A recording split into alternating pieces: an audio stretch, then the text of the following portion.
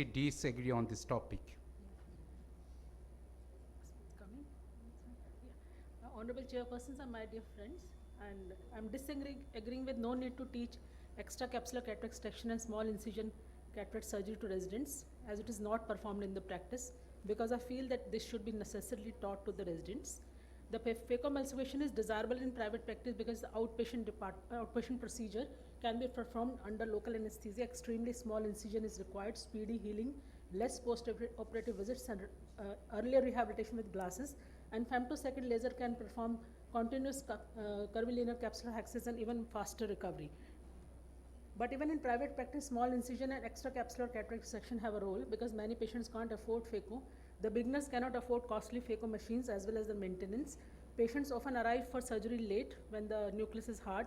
Small incision cataract surgery is quicker and easier, and manual procedures teach the patient basics of phaco, as I'm going to speak, and also to operate with two hands before they'll have to operate with hand and foot coordination on the phaco machine. And even phaco may need conversion to the small incision cataract surgery or ECCE. So indication of ECCE are hard cataract, poorly dilating pupil posterior synechiae, doubtful zonal integrity, and novice surgeon, and the nucleus is extracted out from 10 to 12 millimeter incision.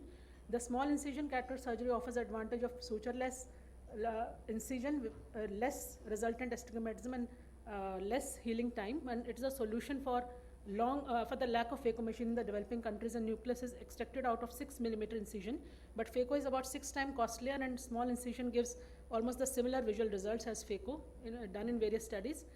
Indication is hypermature, traumatic and hard cataract or novice surgeon.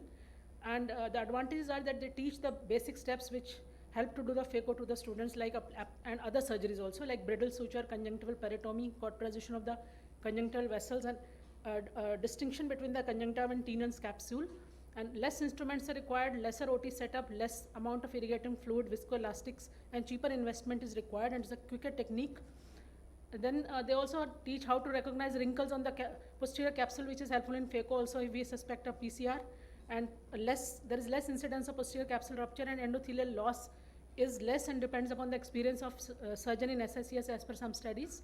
Whereas in phaco, it depends upon the density of the nucleus, which is uncontrollable.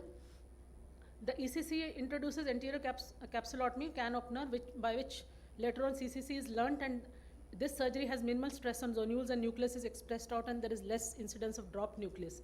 Advantage of EC is again suturing, as my earlier colleague have said, and also helps to teach the burring of the sutures. Even phaco may need suturing the incisions, and the concept of tightness of suture is how to lessen the astigmatism is also taught by ECCE.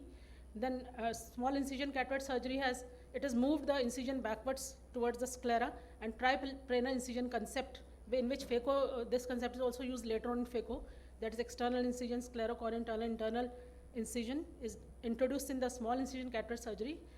It also helps to understand various types of frown, smile, and straight incisions. It's the first time it teaches CCC to the students. All the students learn on SSCS only, and helps to learn the concept of hydrodilation and hydrodissection. And difficulty in learning phaco is that there may be non-availability of machines in certain centers. There is dependent upon the technology, long learning curve, especially hand-foot coordination, and phaco 1 and phaco 2. More costly instrumentation like titanium needle is used, and skillful biomedical engineers are there to required to maintain the equipment, and requires vitreoretinal surgeon in case of nucleus drop, which incidence is higher in phaco. So the earlier SICS and ACC are stepping stone to learn the phaco, because the student gets well versed to use MBR, sclerocrescent knife, and keratome, and learn as the nucleus hardness is to be graded. They learn how to grade the nucleus hardness, and introduces the concept of hydrodissection and hydrodelineation.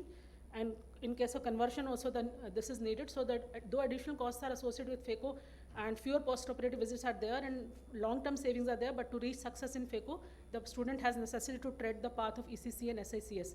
So I disagree that there is no need to teach ECC and SICS to residents, as it is not performed in the practice.